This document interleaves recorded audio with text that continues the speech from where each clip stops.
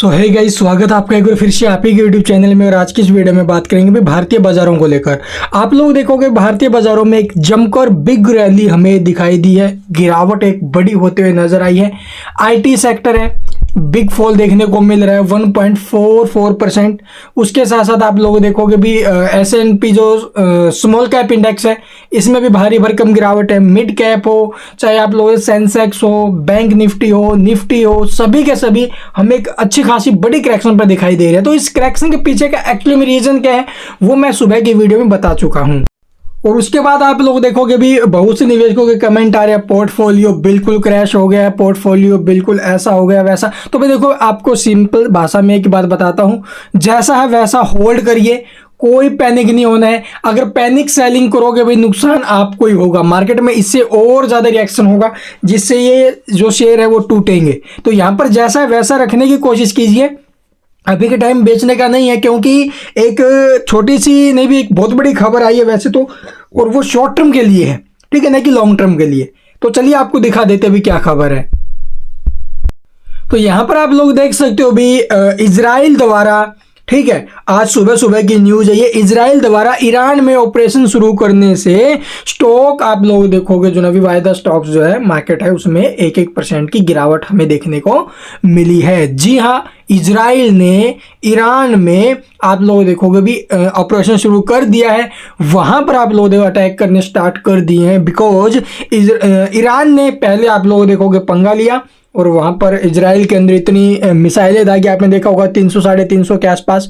और फिर आप लोग देखोगे उन्होंने बोला कि हमारे जो क्या बोलते सीरिया में ना, वहां पर हमारे दूतावास पर जो अटैक किया था उसका ये बदला है। अगर इजराइल आगे से अब करेगा, ठीक है, कुछ भी इस ऑपरेशंस के ऊपर अगर कुछ भी रिएक्ट करता है या फिर आगे से कार्रवाई करेगा तो हम आगे से फिर तैयार हैं। यानी कि अब सीधे तौर पर अगर देखा जाए इजराइल कूदा है इस लड़ाई में, तो समझो भाई ये युद्ध होना स्टार्ट हो गया है अभी, ठीक है। तो यहां से अब आप लोग देख सकते हो भी इजराइल की तरफ से जैसे ही अपडेट आई उसके बाद माहौल गड़बड़ा गया है। इजराइल और ईरान के बीच फिर से संघर्ष शुरू होने से गुरुवार शाम स्टॉक वायदा में गिरावट आई है। एक अमेरिकी अधिकारी ने NBC न्यूज को बताया कि इजराइल ईरान में एक ऑपरेशन चला रहा है।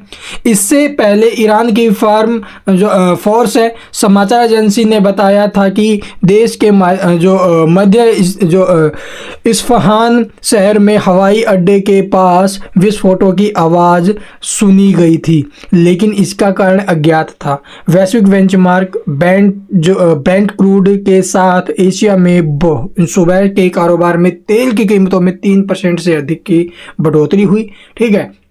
वायदा आप लोग देखोगे भी $90 प्रति बैरल से ऊपर। तो ऐसे अगर माहौल बनेंगे तो भी देखो जाहिर सी बात है ये तो होना ही था। डाउ फ्यूचर है, नैस्डैक फ्यूचर है, S&P 500 है, ठीक है। फ्यूचर्स मार्केट में तो एक भारी भरकम गिरावट हमें देखने को मिली है। देख सकते हो S&P 500 वायदा, ठीक है, यहाँ पर 1% से ऊपर में, ठीक है। नैस्डैक फ्यूचर में 1% से, डाउ फ्यूचर में 1% से ऊपर। फिर आप लोग देखो एशियन मार्केट का कैसा हाल रहा था सुबह सुबह।